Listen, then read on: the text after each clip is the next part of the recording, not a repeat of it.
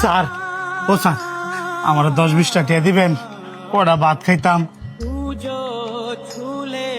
10-20 টাকা ভাত খাওয়া যায় রে? দাম দামি করার আর জায়গা পাস না।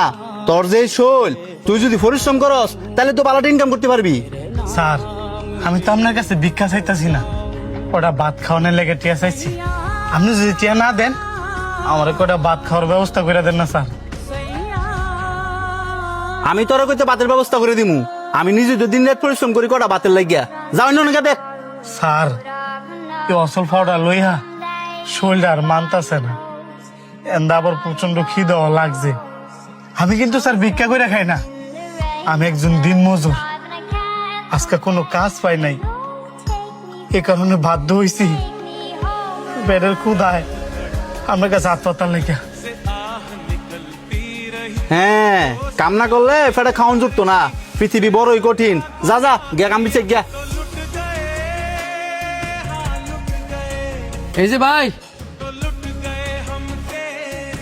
আপনি ওই এদিকে এদিকে।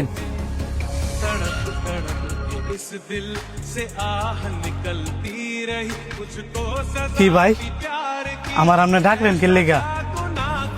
হাতগুলা ধরেন, এই যেন পানি আছে, বসে বসে খান।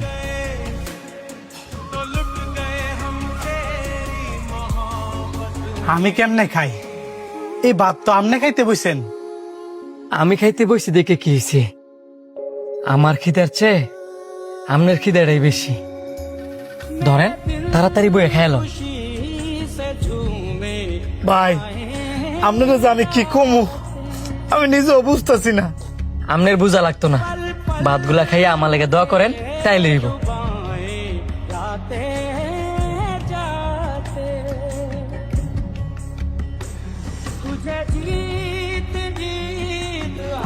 হয় শান্ত, এদিকে আয়।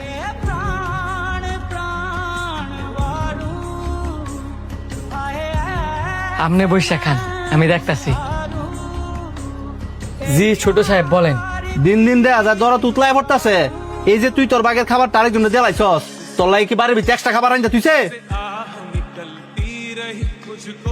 না ছোট সাহেব, ওই লোকটা তো আমার চেয়েও ক্ষুধার্ত, এই কারণে আমার বাগের খাবারটা ওই লোকটারে দিয়ে দিচ্ছি। আবার মুখ কথা কস?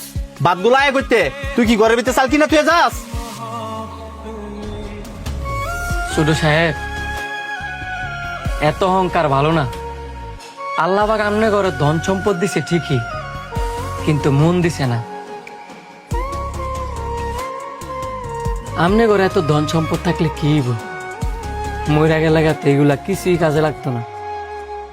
ওই যে লোকটা আপনার কাছে ভাত চাইছে, আপনি যদি কড়া ভাত খাওয়াইতেন, মইরা গেলে গা ওই লোকটার দোয়ারে আপনার কাজে লাগতো। এই যে আল্লাহ পাক আমনে ঘরে এত এত ধন সম্পদ দিছে, এগুলো তো মাত্র একটা পরীক্ষা।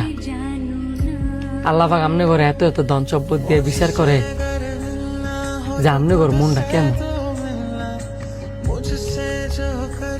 একটা কথা কি জানেন ছোট সাহেব, ভাতটা হয়তো বা আমার ভাগের ছিল,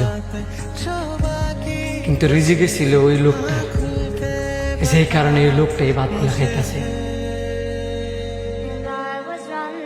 আরেকটা কথা মনে রাখবেন, মানুষকে খাওয়াইলে কোনোদিন কমে না, বরঞ্চ আল্লাহ পাক আরো বাড়াইয়া দেয়। আমি হয়তো বা ছোট মুখে আপনার অনেকগুলো কথা শোনাইছি, ভুল হয়ে থাকলে মাফ করে দিবেন।